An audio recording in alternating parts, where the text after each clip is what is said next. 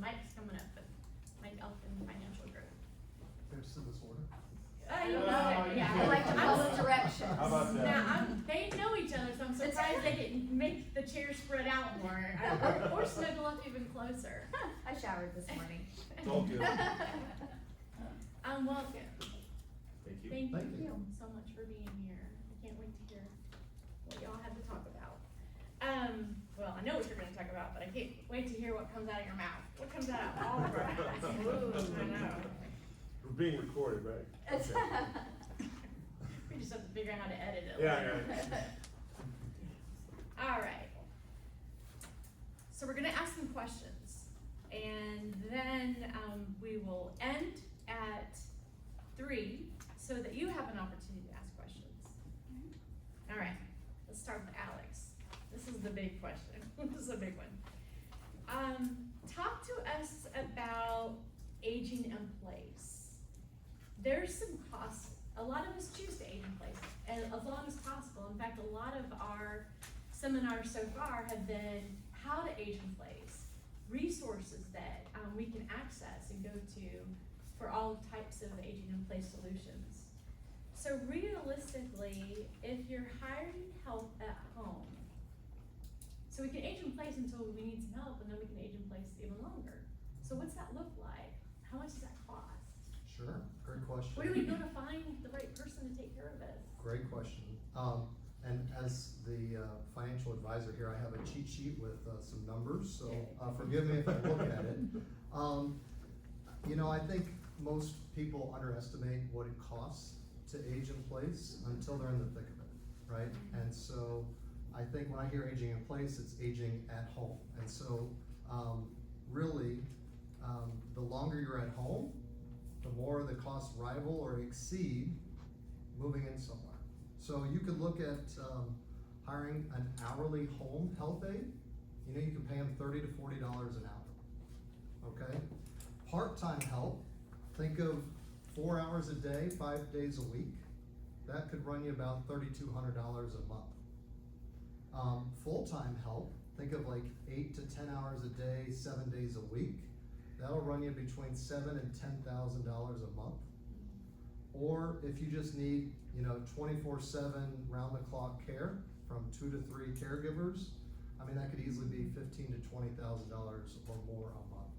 So it really just depends on that need and that desire, because again, it could be more than living somewhere else. Does that answer your question? It does, it does. It's an option. There's, Rock and I go to a meeting once a month, it's a SACOA meeting, and it's in Marion County, and I love that we sit around this room of about 60 people, and there's a lot of care providers in the room that are there to just make sure that we know that they're there to serve. And I've been learning that there are those that provide some care, non-medical care. So they'll come in and just do little things that you need around the house. And then there are those others that provide the medical care. Yeah, you could hire somebody to cook your meals. You could hire somebody to pay your bills. I mean, the costs that I shared too don't include home modifications that would have to be made. Yeah. And so that's another expense that just has to be added.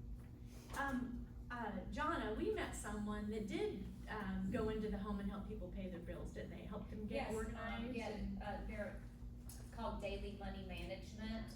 They're not a investor or anything like that. They just help with paying your bills, checking mail, writing out checks, which might, you know, for you, or going online, helping you set up things online, things like that. Yeah, it's just nice to know that while I might not need that now, that there's somebody out there that can, you know, kind of keep me organized a little bit. So it's nice to know there's people out there that do that. I wanted to ask you as well, what would you say the cost difference is between, you mentioned hiring help in the home, and thank you for giving us the different, you know, part-time, full-time. What's the cost difference between independent living, assisted living, and memory care? Sure. And again, this goes back to the chart that Judy has, or the visual that Judy has over here, you can see. But I just asked that, independent living, assisted living, and then memory care. Again, when I started this, I had no idea that they just look like. I Yeah, you don't think know. they're all in one bucket, and there's You different do. tiers. Like different stores almost, Mhm. but they're so different, so yeah, price differences. Yeah, and this is where kind of, financial planning and care needs kind of align, cause you don't wanna really think about what you need today, is what do you need Mhm. 3 to 5 years from now or longer, right? And what does that cost? And so, I got these numbers directly from our in-house expert, so Judy and her team, Dave, cause they run, independent, Assisted living locators. assisted living locators, sorry. They're like the real estate agent for or assisted living. Yeah, Because I wouldn't know all the choices that there are out there, but we would go to Judy and Dave. so that's who I went to for the answer here. So you have, and you can imagine the more care you need, the higher the cost is gonna be. So if you're thinking about just independent living, just thinking about not in the community, just by yourself in an apartment, that'll be about $2,000 to $4,000 a month. If you're looking for an independent living in a community, like a garden home or villa, Dave says between $3,000 and $5,000 a month. If you're looking for, again, independent living in a community with a meal plan, with some built-in transportation, that'll be $3,500 to $6,500 a month. Assisted living can be anywhere between $3,500 and $8,500, so again, it's just what is best for you and your family. And then some memory care, can be upwards to $11,000 a month.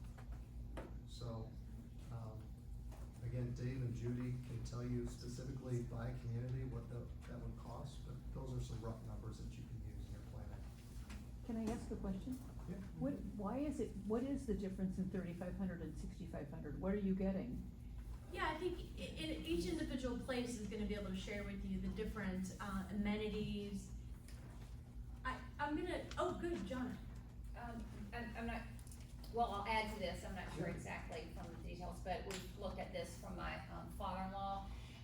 With the assisted living, they also have different levels of care, so if you just need help with like 3 of your ADLs, versus needing help with, 5 or 6 different ADLs, there's different levels of care, so there's kind of a base care for the room and the dining and the food, and then there's different levels of nursing care.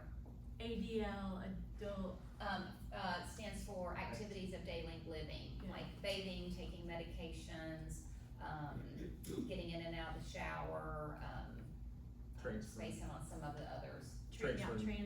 Transferring, yes, yeah, things like that. Could I add something to that? Mhm. I think you bring up a really good point, because you're looking at rent, the rent for these communities, but there's also those levels of care. And there's a difference, you may be looking at community A, and they may have 3 levels. And you may be looking at community B, and they may have 6 levels. And that doesn't mean that 6 levels is offering more, it's really more about how they bucket the time commitment.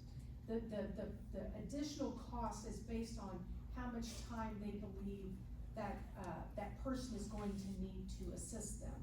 And so it's gonna be a little bit different, you don't wanna look at it as three levels is gonna be cheaper than 6 levels, or 6 levels is more expensive. Either way you look at it, it's really a time capsule of how much each of those different things are needed to capture onto that. Thank you, thanks for the question. Oh, and just to add, and some communities are older and some are newer, so that is gonna influence, obviously, the cost. It's like different apartment complexes, or different homes, some different qualities, and we're gonna be looking for what fits, for us as individuals. Alright, this question is, to any of y'all. What is the most common financial planning mistake that we tend to make? It's like planting a tree. When's the best time to plant a tree? 30 years ago. The earlier you start, the better the outcomes. Okay. for a lot of folks, and the more affordable it is for a lot of folks each time that you're involved with this. There are lots of priorities that we have in our life, and we have to choose those priorities as we're moving through, and it's just human nature, I think, to kind of push that off. It's like, well, I don't really need to think about that now. That's 20 years down the road, or 25, but I think it sneaks up on us, because you never know when, we think of this process of going through, and well, that'll be whenever I'm in 80, 85, and I need this service. A lot of the folks that I run into with this, it's the person that has a stroke, and then suddenly they're in a situation where they need to have some level of care, and they didn't even have that on the radar screen. So I think attending events like this and getting the information, and really having the opportunity to identify a plan, and the earlier you start, the more affordable the financing is for this type of services with folks, whether that be self-funded, or they're using an annuity or life insurance or some sort of long-term care. The earlier you start, the more affordable it is. It's Elkin Financial Group. Right. But you actually have programs that I've known you for months and months now, and I keep saying we're gonna meet so that you can look over my situation. But is it too late for me to sit down and No, not at all.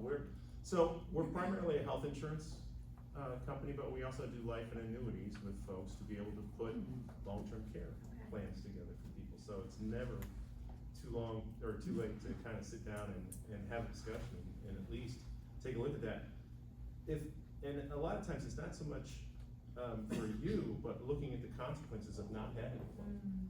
That's where I really kind of warm people up to the idea is, if you abdicate making any choices around this, it's really very selfish of you to expect that, a son or a daughter most of the time is gonna be the person that's gonna I take time out of their life. And 3 girls and a boy, and it's definitely gonna be the boy that does. Yeah. Those girls aren't me. So Merc knows. that is definitely part of the conversation. So, and I think if you have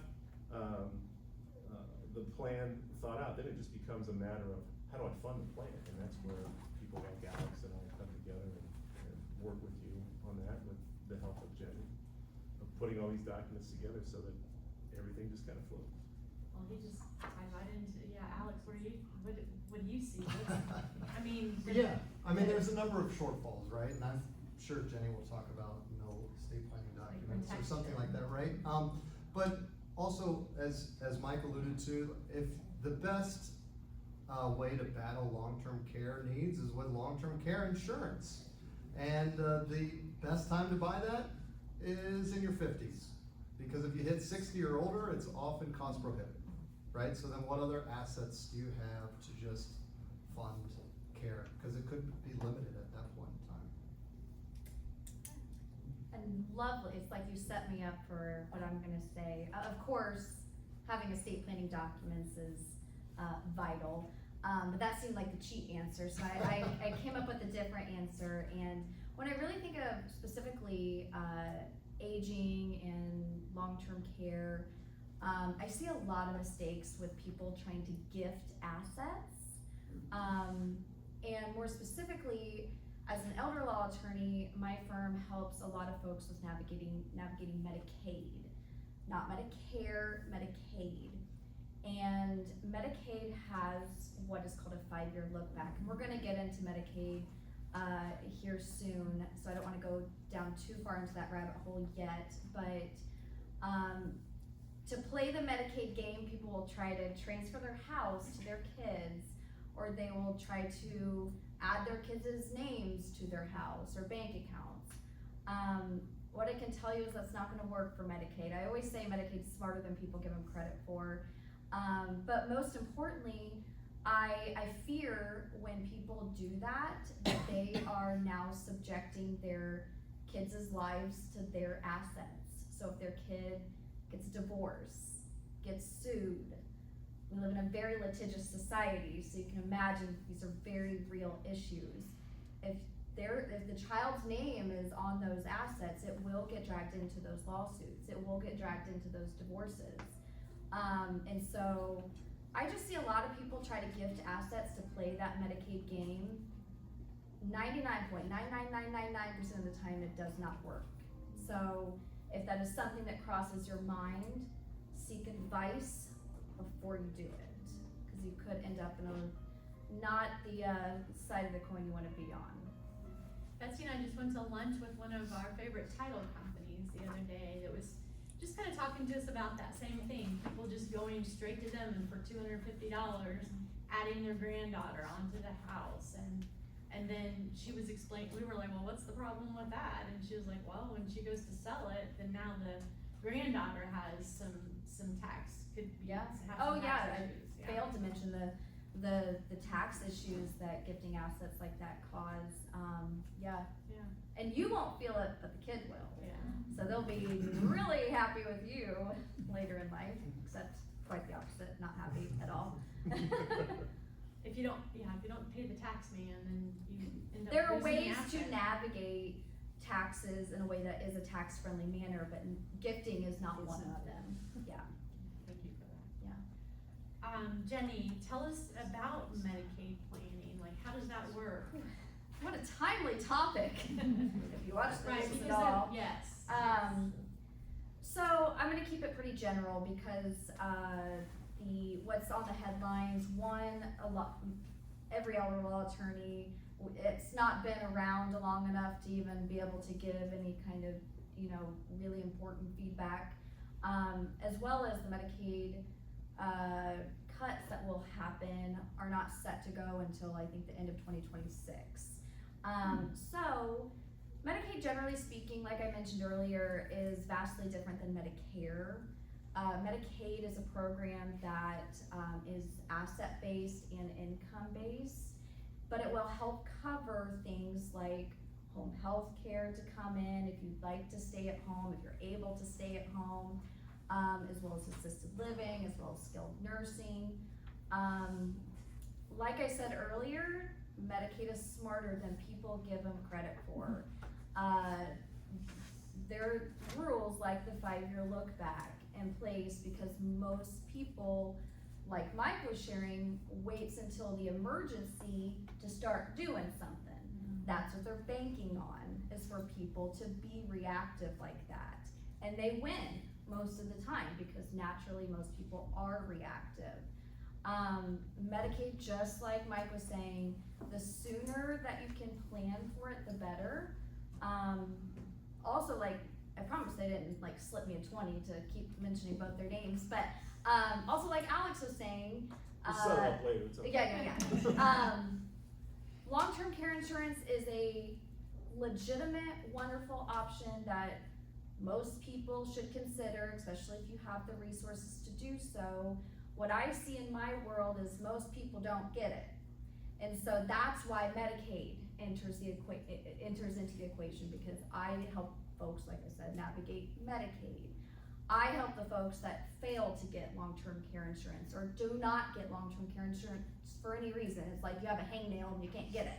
And so a lot of folks can't get it for whatever reason. And so that's why we wanted to talk about Medicaid today, is because it's Medicare, hear me loud and clear, is not going to cover these things. They will cover rehab. They may cover a certain number of days, but when you talk about long-term stays, like in assisted living, nursing home, at home, it's not Medicare that's paying. It's either you're pulling those dollars out of your pocket that Alex was mentioning earlier, or if you don't have long-term care insurance, that's why Medicaid enters the equation. Mic drop. Yeah. Yeah, and then that is why we're here, is most decisions happen in a crisis, and it's just, nobody wins. And I think that, we had family crisis, and that led to questions, and that led to your silver journey, and it's just really scary, and you see people getting taken advantage of, families' emotions are elevated, everybody's got an opinion. opinion, but what's the right thing for the individual. Wanted to ask what is really covered by Medicare and what isn't? Yes, great question. So because they sound a lot alike, people interchange Medicare and Medicaid, and they are different in the aspect that Medicare is a health insurance program for people that are over 65, or if you're under 65 and have been on disability for 24 months or longer, then you're eligible for Medicare. It comes in different parts. Part A handles your hospitalization. Part B handles your doctors and some medications that are provided in the doctor's office. And then just for, giggles, they start to throw in all these other terms like Medigap and Part C and Part D. So, Part C is original Medicare, Parts A and B, but is sold through an independent insurance company that basically helps the Centers for Medicare and Medicaid, which manages the whole process, and give them a fixed number, a fixed cost that they can work with each year. So you might hear Medicare Advantage or Part C, those are the same thing, okay? Part D handles your drugs, okay? So your prescription drugs, this all came into play around 2006, and it was during the Bush administration that they actually helped set up a program so that people could get their prescription drug plans on that, and you are required to get your prescription drug plans now whenever you're turning on your Medicare. So you can have lots of different areas set up where you can have Part A and Part B on, and you need to have Part D unless you have credible coverage. So sometimes that can be through an employer, sometimes that can be through the Veterans Administration, the VA. If you're a veteran, you can have your prescription drugs carried out through that. So Medicare in itself is much different than Medicaid. It is designed to help you with your health care. So I can sit down with you and we can talk about what I have, Yep. what I need. Yep. Do I turn on Medicaid on my own? Well, if you needed to have Medicaid, that would mean from an asset standpoint or from an income standpoint, you are below, I think the number's $2,100 a month on income, and your assets all have, so Medicaid is means tested. In other words, if you're having a problem and you need that, and there are Medicare and Medicaid programs that work together that are called dual eligible special needs programs, that I work with folks who are in that situation so that they have the benefits that Medicare and Medicaid work together with. While you're talking, can you Yeah, talk to did us you a have a little bit question? about, I did, but maybe I actually would, but when you're talking about the income below 2,200 a month, what is the asset part of that? 2,000 Total. total? Unless Oh, you're okay. married, then it's like 120, they change it every year, 127, Yeah. 128,000, 100,000. And there's some exemptions. Okay. There's something to know about Medicaid, which is the asset-based benefit, is that there's one set of rules for single individuals and a totally different set of rules for married couples. And people start to like intertwine them, which is what causes a lot of confusion. But even in like the married couple rules, whoever is the one that needs the care, that one has to be below the 2,000. The healthy spouse can have more. Yeah, just, seems like those figures have been around for a long time. They Not have. adjusted for inflation. They perhaps. They actually are adjusted Yeah, just- annually, Tiny. but not to the effect one would think. Yeah. Yes. Okay. I think Yeah, really the thank big you. confusion with that is whenever you're on Medicare and you need to go to a skilled nursing facility, sometimes you'll go and it'll pay up to a certain number of days for you. And I think that's where people get confused and they think, well, Medicare will just pay for that if I need to go to the center, and they'll cover up to 100 days. And then after that, anything past that 100 days is all on you. And they're stepping out of the program. So that's where a lot of the confusion, as you're using those services, it's set up for rehabilitation, and you're expected to get better. And right now, they've even got it set up so if you're not getting better within like 20, 25 days, they are moving you out. because they're not, it's all set up on a flat fee schedule now, through the Centers for Medicare and Medicaid on that, and, if you're not improving, then they're not gonna pay, anything, cause they're, it's like anything else, You they're may losing not money. even get all the way to the 100 days. Yeah, a lot of times people don't, Yeah. and then the rug rips right out from under you. Okay. Thank you. We're just really positive. Aren't we Yeah. positive I'm today? like, Full of positive good stuff, but real. Here for the facts. I have a girlfriend in Oklahoma that runs it, and she calls her series the Truth Series. That's good. Yeah. Mike, I was asking, what role does long-term insurance, like, what does it pay for, and what do most people misunderstand Yeah, about so those? when we start working with individuals, or couples on a long-term care, we're really trying to break down, what's the daily amount that I need to be able to cover some of those long-term care services. So we'll start looking at, a daily amount that you would need. Let's just take $200 a day as a number, okay? So if I needed $200 a day, I would need $6,000 a month. And the average stay that a person would need for, long-term care, might be 3 years. I think the average is 3.5 years. Now, that if you're in a skilled nursing facility, with that. So we would take, that $6,000 that you would need for that, and we would work that out, and this is how much coverage you would need for that, and we could put that in a long-term care policy.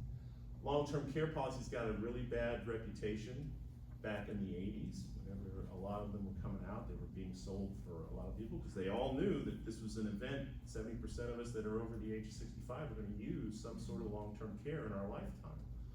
And the actuarials that were working with the insurance companies kind of were thinking that nobody's gonna need this, or nobody's gonna use it, because they're all gonna die before they ever turn this on, or whatever, and they got burned. And so what happened is that insurance is all about managing a risk pool.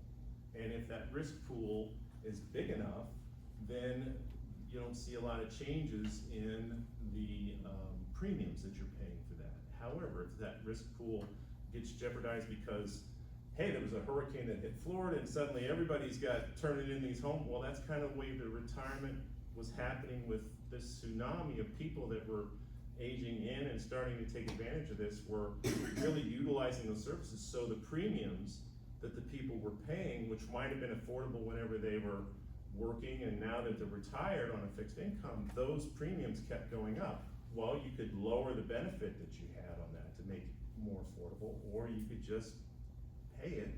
Another option that you have is, if you were planning for $200 a day, maybe you could set it up so that it's $100 a day, and you could stretch that time frame out that you could actually have that service. So instead of 3 years, it might be 6 years that you could work with. So that's something that long-term care insurance does. It's still a product that's sold today. I still work with a lot of people with that because it is affordable from that standpoint. The other thing is that the product, if you didn't need the long-term care in your lifetime, well, you lost it, okay? Well, a lot of people don't look at that. You do the same thing with your automobile insurance. If you don't use your auto insurance, you don't get that back. I mean, you're just recovering that. And that's kind of the way the insurance companies were looking at it.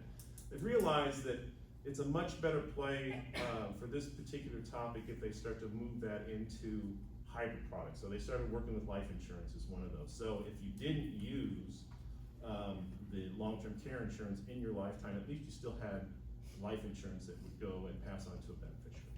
So those are some of the other things that we work with. Nice. Okay, Um, yeah, please. May I step in here? Yeah. Just when you're thinking, if you are thinking about long-term care insurance, I don't sell it, Mike does, right? I don't sell any financial or insurance products, I just provide advice to my clients. But most of the time, it's like, hey, if you do need $6,000 a month in benefit, maybe you don't need a Cadillac plan to cover $6,000. Maybe you cover $3,000 and you use your other assets to supplement, right? So it's a little bit more affordable. Or there's other levers that you can pull. Well, maybe I don't need it to start for 90 days or 180 days, and that makes it cheaper.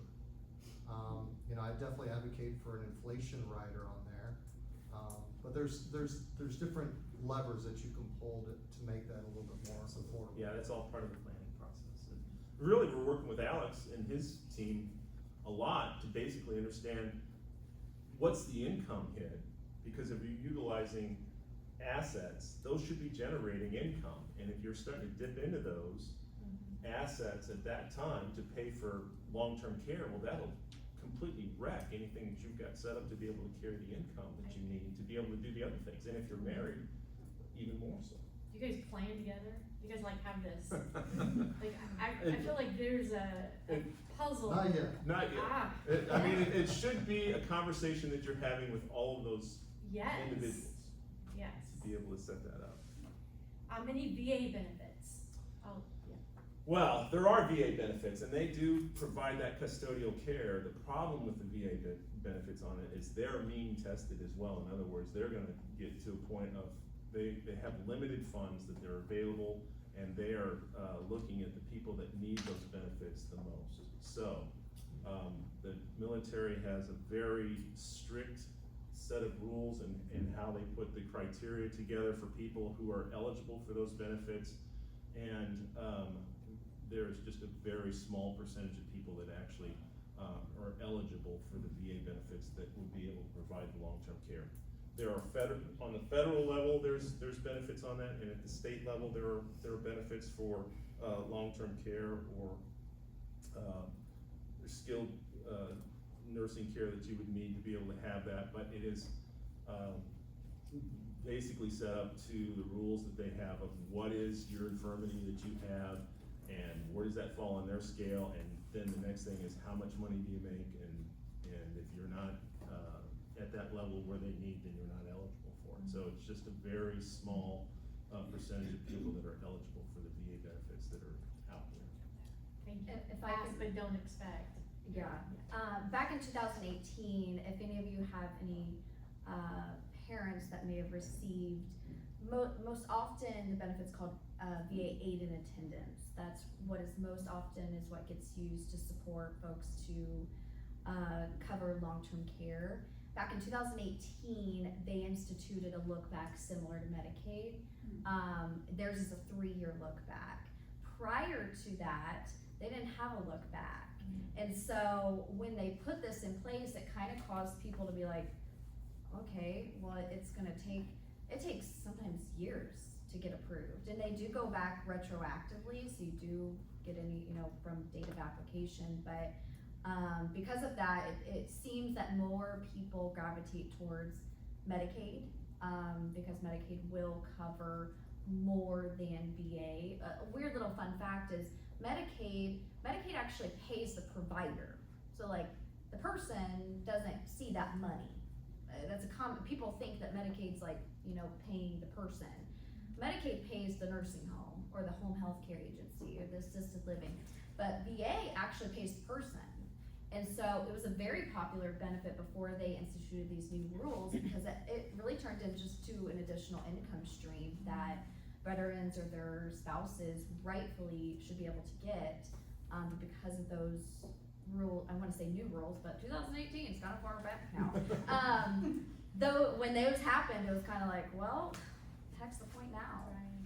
So I just wanted to mention that in case any of you guys have any family or friends that did go through that. The program is vastly different than it was a handful of years ago. Thank you for that.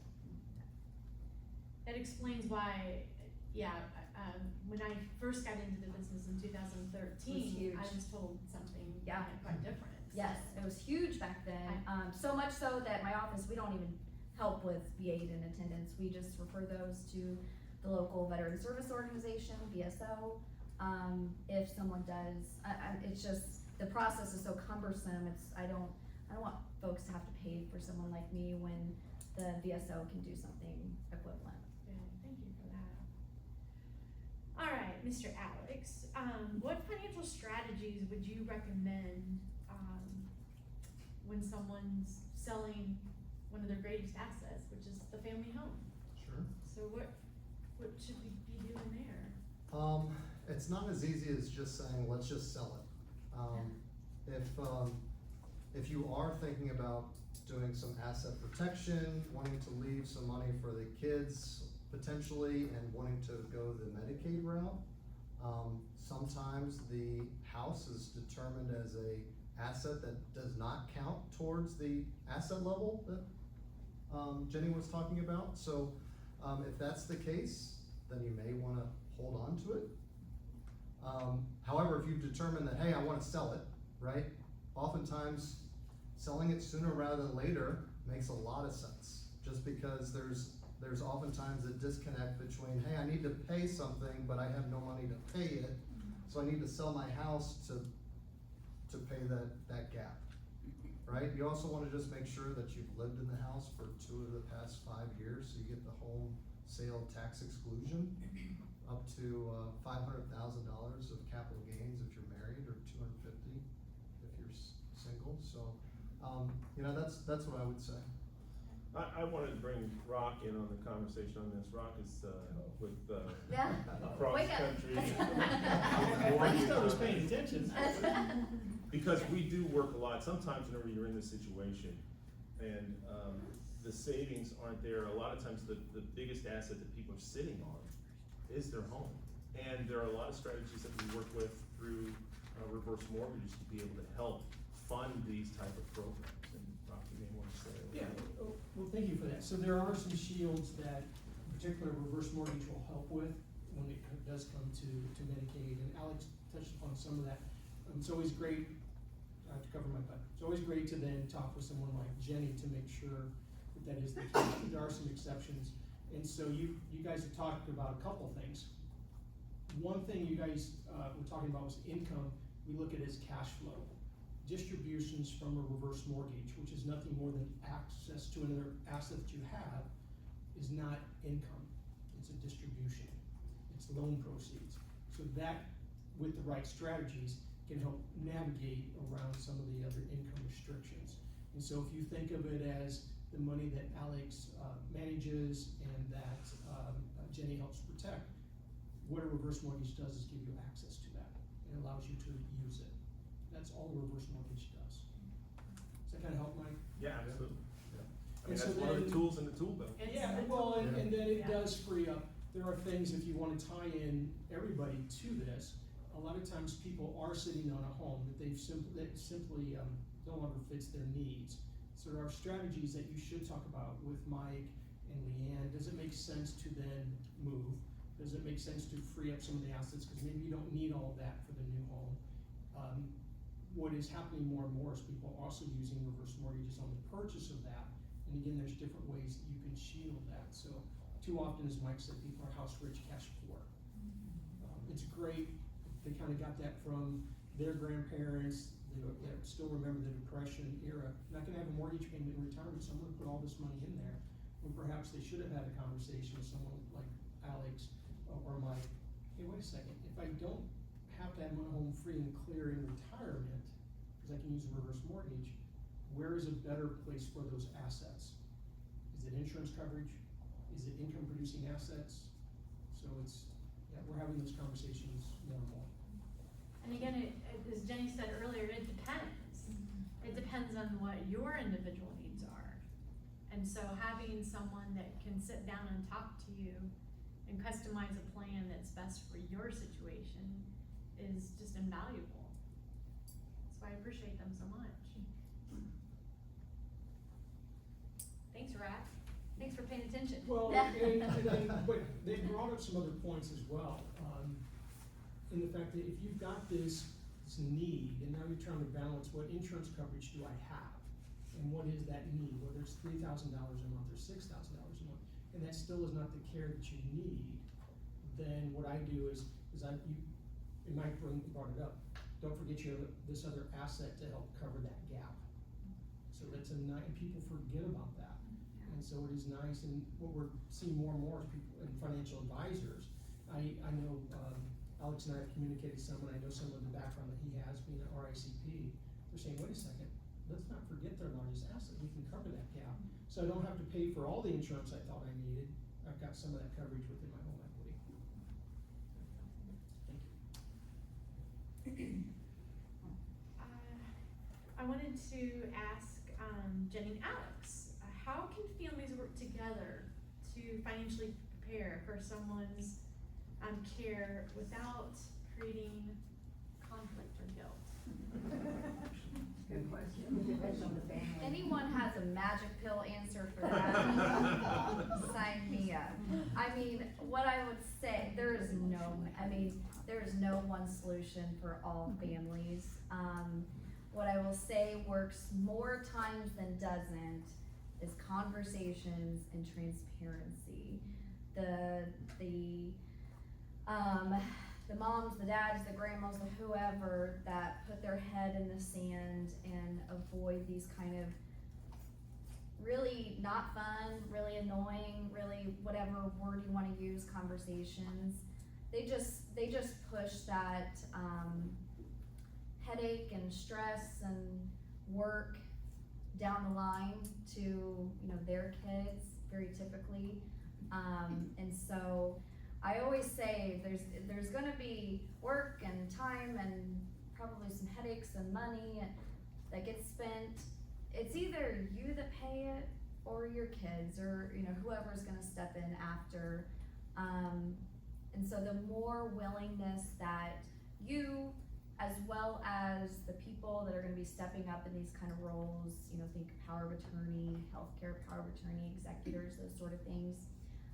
The more conversations you have, the better. It seems like a cheat answer, but that is what happens more, produces a more successful outcome than the ones that just bury their heads in the sand and choose not to have the conversations. And education, the more you learn about different options that you have, the more informed of a consumer you are, which of course is gonna, produce dividends for you. Yeah, in the experience that I've had with this too, it really comes down to, looking at the difference between men and women. Men are much more risk averse, and when you try to bring this topic up to them, it's like, well, it's not gonna happen. I mean, it's like, we're not gonna need to have this, and it's an uncomfortable discussion, with that. And I think the next thing is to not get into too much of the products on this. I think it's really kind of having this discussion is what's the impact on the people that you love. If you're a father in a family and you've done your best to be able to raise that family up and be able to take care of them, this doesn't stop whenever they move out and do that things. It's an obligation that you have to be able to make sure that the plan that you have is funded for that family to be able to live their life, because most of the time it's the daughter that comes in to play, who's the caregiver with this, and there's just not a lot of thought about the impact that is on that individual and her family that's going on. So whenever you bring this up in a manner of like, hey, I have really appreciated the way that you have taken care of our family all these years, and I know that as we get into these twilight years on things, we need to be thinking more about how you're gonna take care of the family whenever your needs change on this.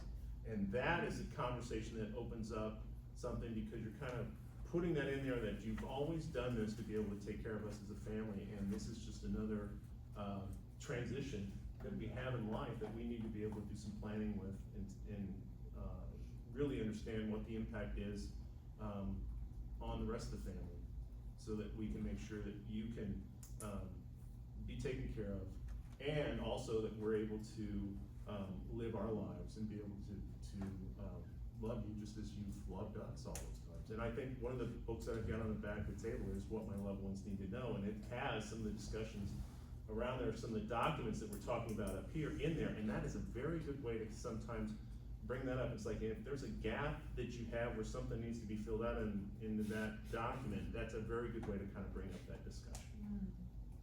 This Yeah. is a project that I'm working on, yeah. Yeah, that book is awesome, by the way. So make sure you have every document that you need for later in life, so give it a look. And I would also just say, minimizing conflict and guilt, you could do everything right and it's still gonna be there, because you're talking about money and you're talking about family. Yeah. And so you could do everything right and it's still gonna be there. So I just try to keep central the loved one's wishes, right? That's all you can do. It's like, what does mom want, or what do I want? Make sure that's communicated to your kids. came up earlier in another series that sometimes what we think, sometimes what we, you know, as children think, I know what mom wants, and moms are there going, no, you don't. Those conversations, what, you know, expressing, they think they know, yeah. I have 2 blog posts on my back, table over there, just coordinating care for loved ones. So just an educational piece if anybody's interested. Thank you so much. This is to each one of you. This is, truth bomb. What kind of truth bomb do you have for us? What do you wish every family knew? So I came up with a fun fact one, cause I was like, oh, I don't want, you can tell I don't like cop-out answers. So if this ever comes up on Jeopardy, you guys will be able to get this question right. So there's something called filial responsibility laws that are on the books in a lot of states, Indiana included, that make it a financial requirement for kids to support their parents. Oh, really? I don't like this one. Yes. So, that's why I was like, this will be a good fun fact. It is, Very soon. I have never seen it enforced. I've never seen it enforced, but I thought it was kind of a fun fact for the topic today. And I have to wonder if, with all the stuff we're seeing on headlines with Medicaid, I have to wonder if some states may start enforcing these, that make it a legal requirement for children to financially support their parents in the event that there's care that is needed. Indiana is one of those states. I've never seen it actually enforced. And if you see it on Jeopardy, it's called filial, I think it's 1 L, F-I-L-I-A-L, filial responsibility laws. You'll be able to get it and be able to brag that you got 1 question on Jeopardy. With the aging population, we may Could be see some something. lawsuits. Yeah. We may see some of Yeah. that. Yeah. I supported them all day. Yeah, just tell me that So fast. the state would sue the child to cover the parents' Oh, yeah. costs? It could be Or the repay Medicaid agency, Medicaid. it could be a medical provider. It's on our state books, it could be used as a tool for a lawsuit. So this is Have you- not exactly what you're talking about, but I have been reading lately about Medicaid clawback. Yes. What and how does that work? Medicaid clawback is more, it's when people try to play the Medicaid game and they try to do it without a professional in their corner and they learn the hard way that, that sometimes it's better to pay a professional. A very classic example of this is when you hear people say Medicaid took my house. Medicaid's not gonna take your house. Medicaid may, after someone passes away, put a lien against your house if you exempt out your house, which is allowed in some situations. It's allowed, but there's a little footnote in the Medicaid rules that say, yeah, we'll allow you to do that, but we have the ability to put a lien on your house upon the death of the Medicaid recipient.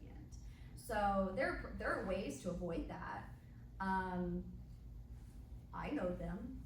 I fear that a lot of people that try to navigate those rules don't. And so that's what a Medicaid claw is when they Come back. When they come back, they're like the little scary monster that comes in our nightmares.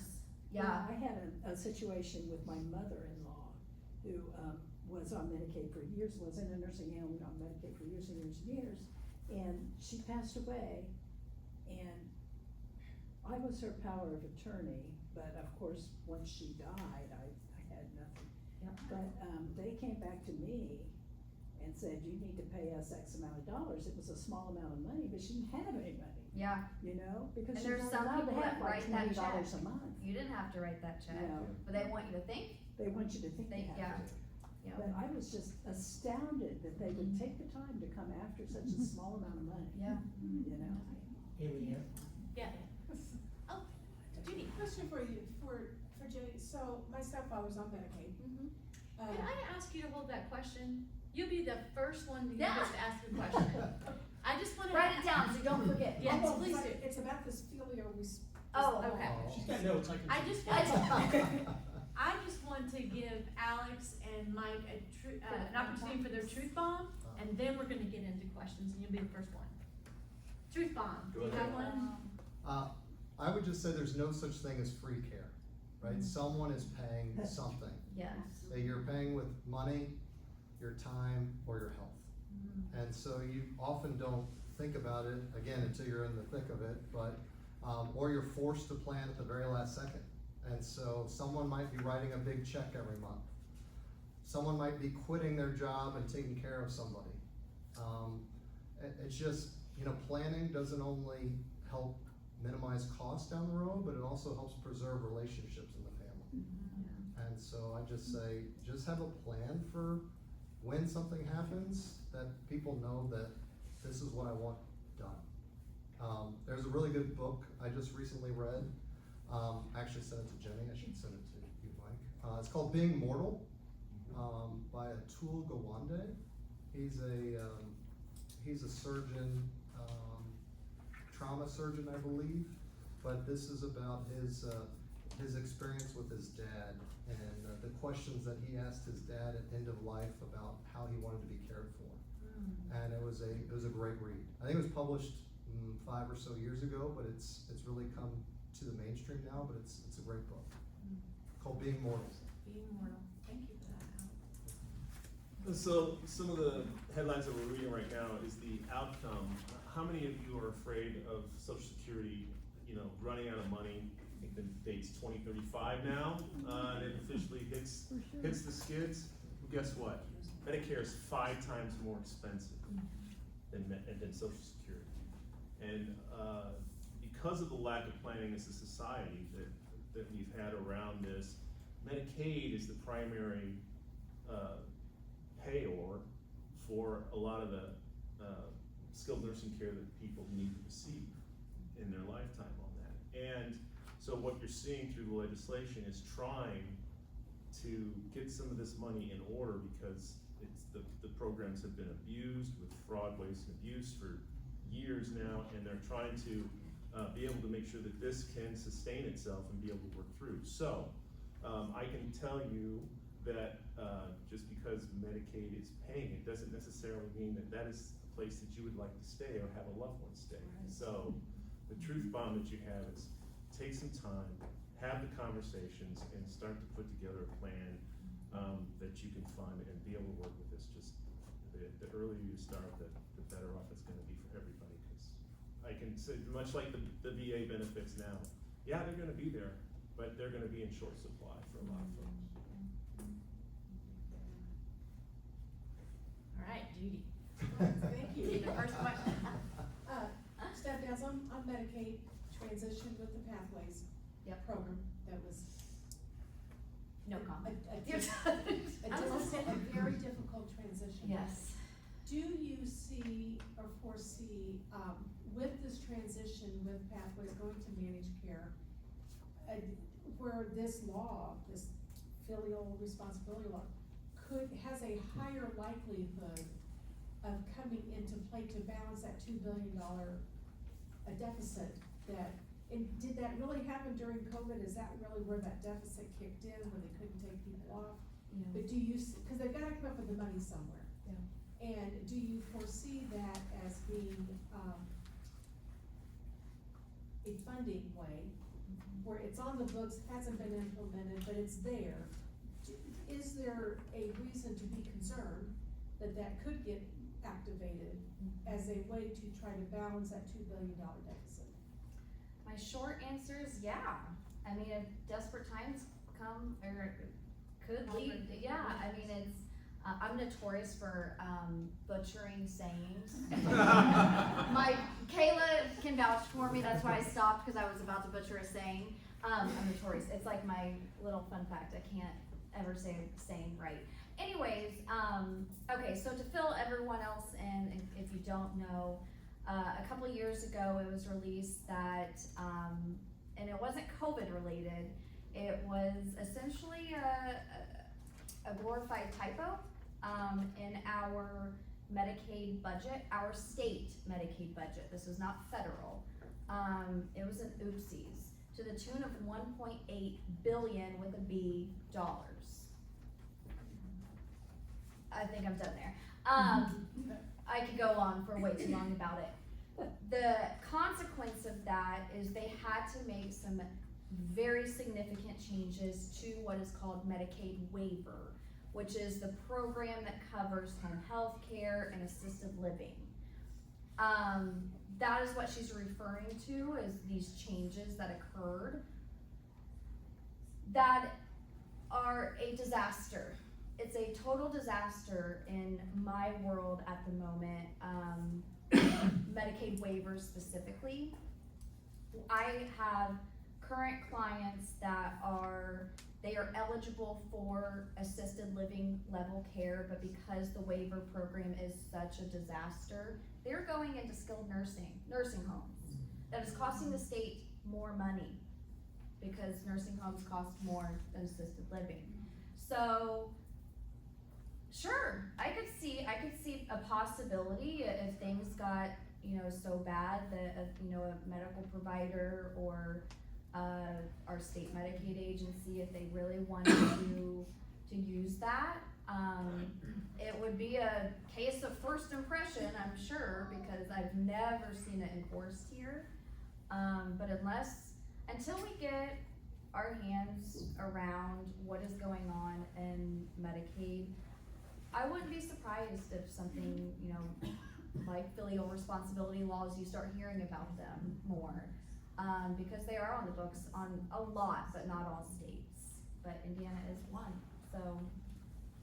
Yeah. I hope not, and then you're gonna remember me blabbing about it, and you're like, oh my gosh, that lawyer lady was talking about this. Well, I have been hearing too some discussions around legislators, and they don't talk too loudly about it because it would be a tax increase on there, but they're really talking about everybody pay an additional, $2 to $5 a paycheck to help purchase or cover a long-term care policy for people that they could be able to utilize that, much like they're using Social Security now.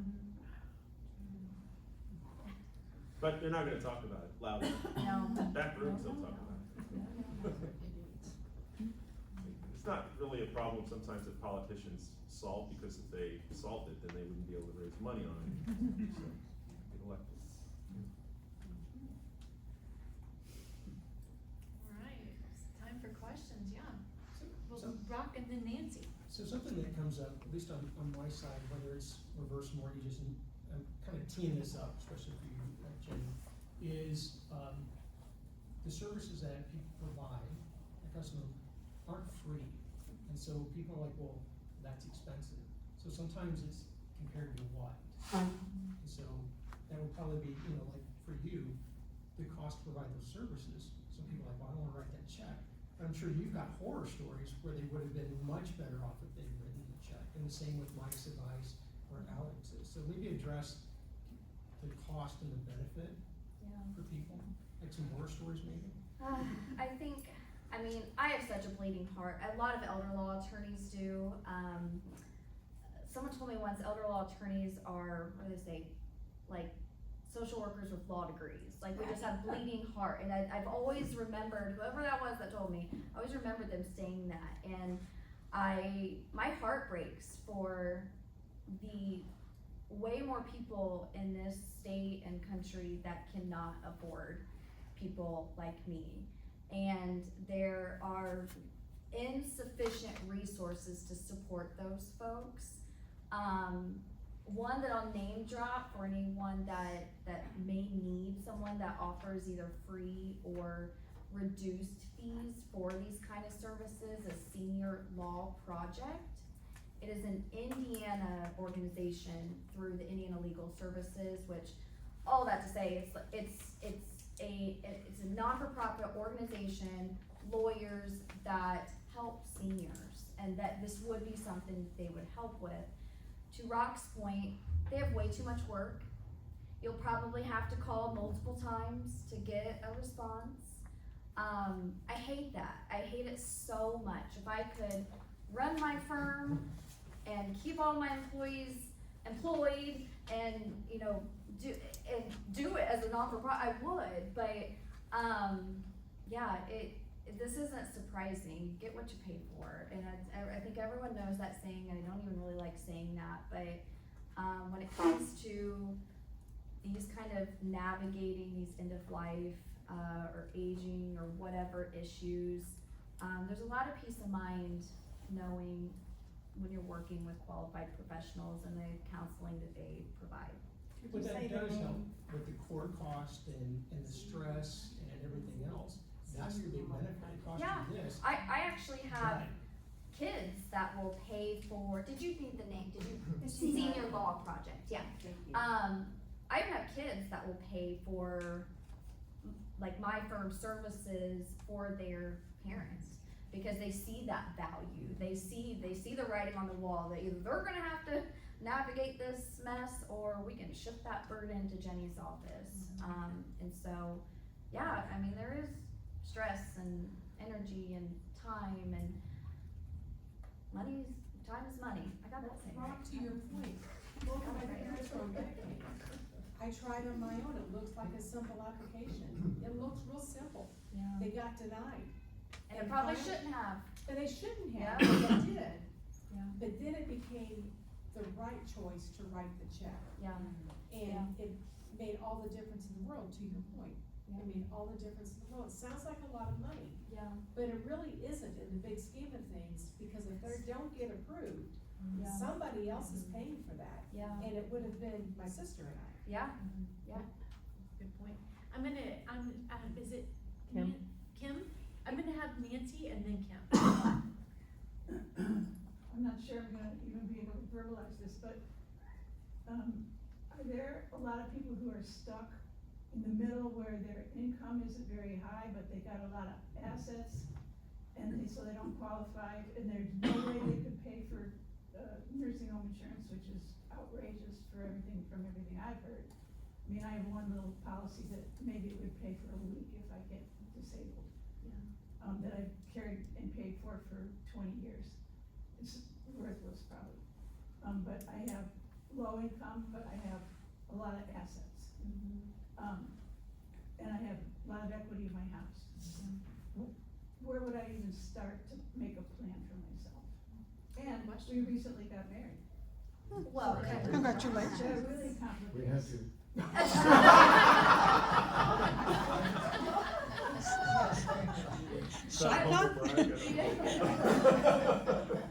I mean, I'll speak from my world, I don't know what else they will chip in on, that's like my everyday client. I think that people hear the word estate planning and they think like, that I'm helping like, Steve Jobs and Warren Buffett, no.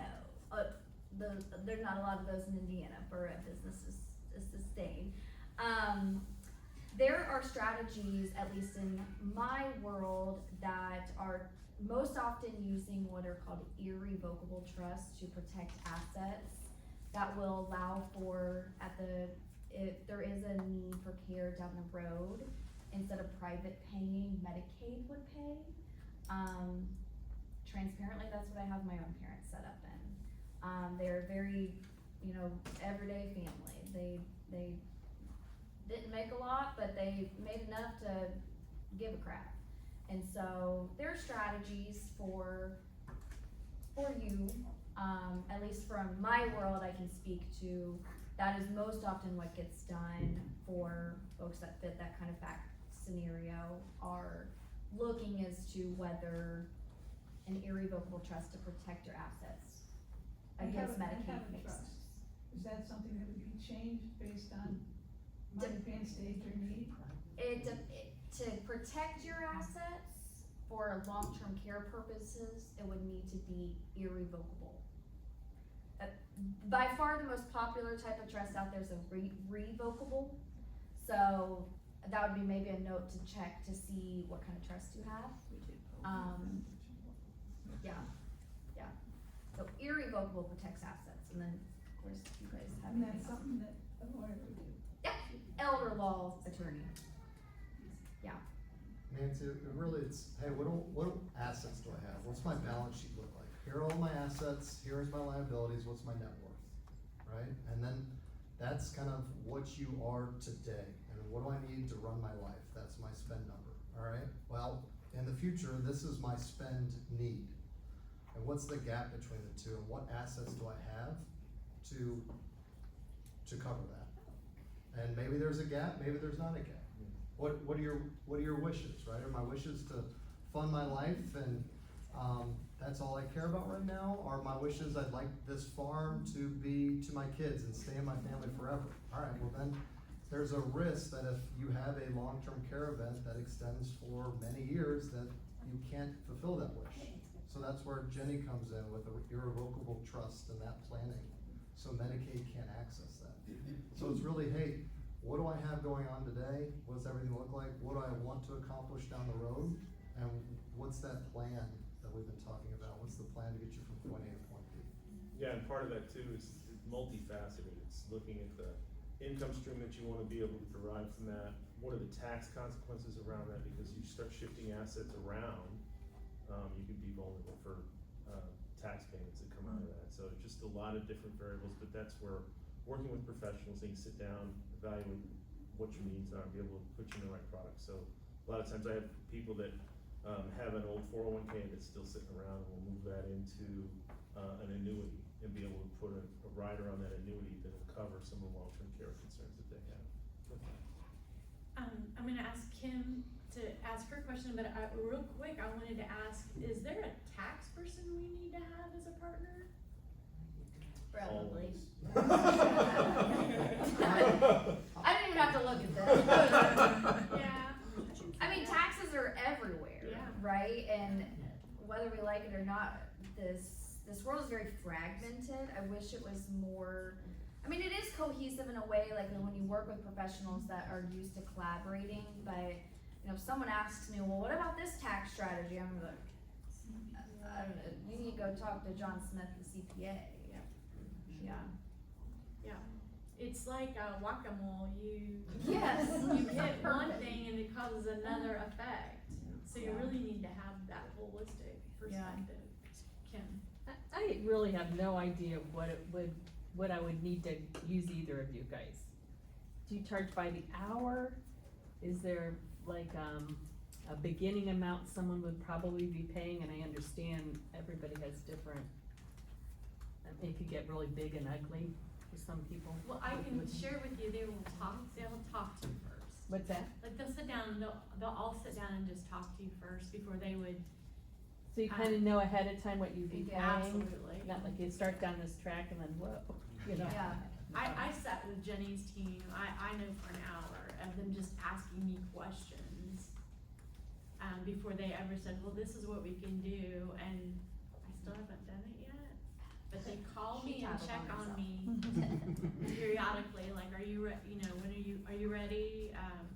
They call me next month. And then I'm assuming there's a lot of information, the benefit if we had it all laid out when we come to see you for that first talk. It would save a lot. It's helpful, but I mean, usually whenever I sit down with folks, I don't charge for any of the services that I have, in working with you and talking to you. If I need to bring somebody else into the conversation, that's where working, in programs like this, we refer business back and forth to each other, and we all know, like, and trust that person, so we're not gonna point you in a direction that, is gonna be down an alley, dark alley that you don't wanna go.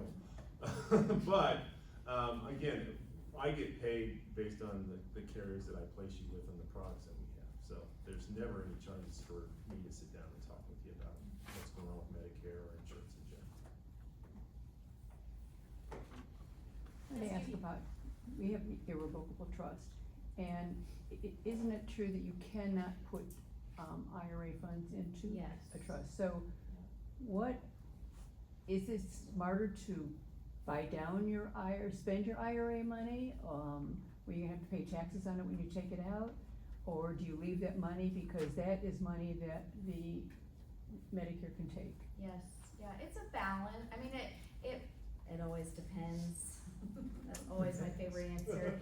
It really depends on primarily age and health.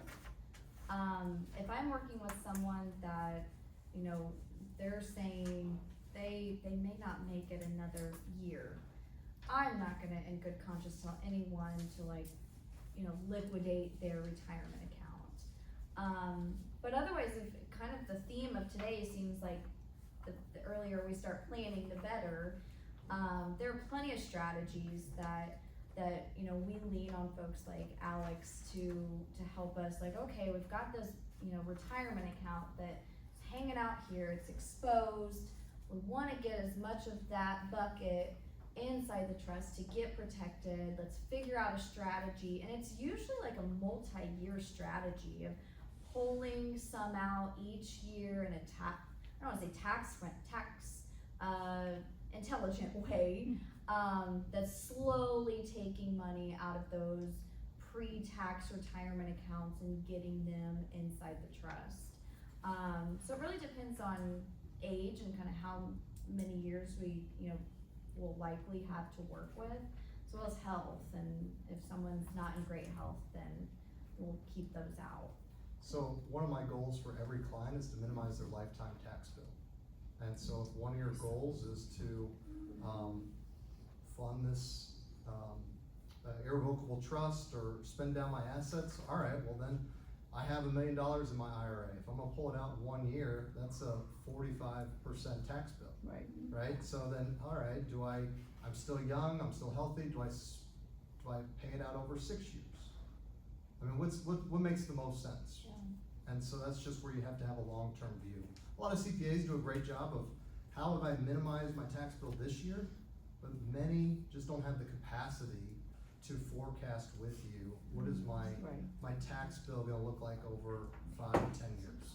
But could you figure out, like, you say you wanted to leave $150,000 or something like that in there, and then whatever excess, because, if you don't need it, then your kids get that money, but they're not gonna get any money that the government's gonna take, so do you kind of try to value that on your age, and I might need this much even though I have long-term care, and then start pulling it out and putting it in a trust?